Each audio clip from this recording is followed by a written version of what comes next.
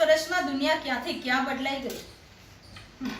પણ શારદા, તું તો હજી એવી ને એવી જ રહી, કોઈને ના ગમે એવી. મારી તો ઈચ્છા એવી હતી કે કશ્યપ ખાનદાનની વહુ એટલે એક રાણી હોવી જોઈએ.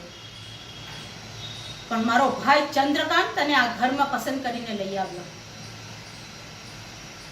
મારો અંદાજો એવો હતો કે સામેવાળી વ્યક્તિ કેવી છે એક જ નજરમાં ખબર પડી જવી જોઈએ. ને કામિનીનો અંદાજો કોઈ દિવસ ખોટો નથી પડતો.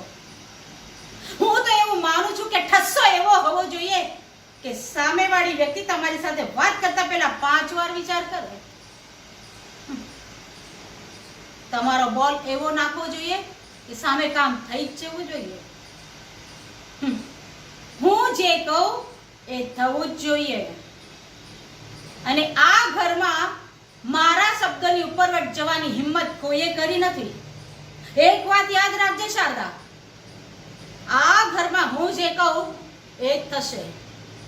કામિનીએ કહેલી વાત એટલે ફાઇનલ.